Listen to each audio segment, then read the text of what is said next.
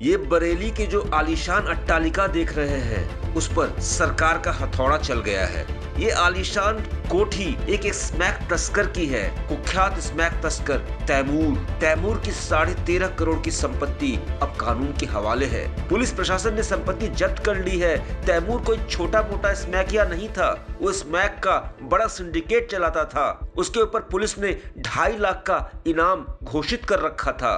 तैमूर का racket UP से लेकर दिल्ली और दिल्ली से लेकर मुंबई तक, बिहार, झारखंड, न जाने कहां तक फैला हुआ था। महाराष्ट्र, बिहार, झारखंड और उत्तराखंड समेत कई राज्यों में उसके तार फैले थे। आखिरकार कानून के लंबे हाथ तैमूर तक पहुंच गए। बरेली में तैमूर की इस आलीशान कोठी तक पुलिस पहुंची। कोठी को सील कर दिया गया। उसकी तमाम संपत्तियों को जब्त कर लिया गया है। फरीदपुर थाना क्षेत्र के बहरा गांव में ये कोठी थी। चारों ओर इसकी चर्चा है। हाल के दिनों में उत्तर प्रदेश में जिस तरीके से माफिया पर नकेल कसने की कार्रवाई हुई है, उसको देखते हुए हर ओर चर्चा है और ये एक बात आम हो चुकी है कि योगी के राज में कम से कम अपराधियों के खिलाफ नो टॉलरेंस, जीरो टॉलरेंस की नीति है। ये बरेली के जो आलीशान अट्टालिका देख रहे हैं, उस पर सरकार का हथौड़ा चल गया है। ये आलीशान कोठी एक स्मैक तस्कर की है। कुख्यात स्मैक तस्कर तैमूर की 13.5 करोड़ की संपत्ति अब कानून के हवाले है। पुलिस प्रशासन ने संपत्ति जब्त कर ली है। तैमूर कोई छोटा मोटा स्मैकिया नहीं था, वो स्मैक का बड़ा सिंडिकेट चलाता था। उसके ऊपर पुलिस ने 2.5 लाख का इनाम घोषित कर रखा था।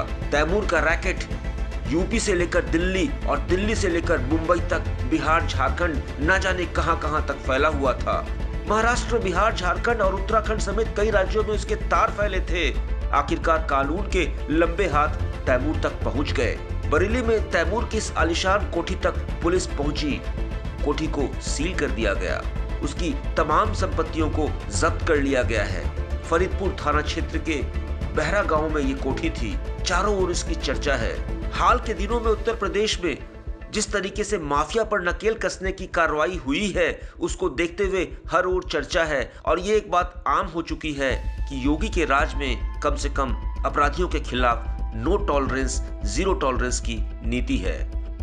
ये बरेली के जो आलीशान अट्टालिका देख रहे हैं, उस पर सरकार का हथौड़ा चल गया है। ये आलीशान कोठी एक स्मैक तस्कर की है। कुख्यात स्मैक तस्कर तैमूर की 13.5 करोड़ की संपत्ति अब कानून के हवाले है। पुलिस प्रशासन ने संपत्ति जब्त कर ली है। तैमूर कोई छोटा मोटा स्मैकिया नहीं था, वो स्मैक का बड़ा सिंडिकेट चलाता था। उसके ऊपर पुलिस ने 2.5 लाख का इनाम घोषित कर रखा था। तैमूर का रैकेट यूपी से लेकर दिल्ली और दिल्ली से लेकर मुंबई तक, बिहार, झारखंड, न जाने कहां तक फैला हुआ था। महाराष्ट्र, बिहार, झारखंड और उत्तराखंड समेत कई राज्यों में उसके तार फैले थे। आखिरकार कानून के लंबे हाथ तैमूर तक पहुंच गए। बरेली में तैमूर की इस आलीशान कोठी तक पुलिस पहुंची।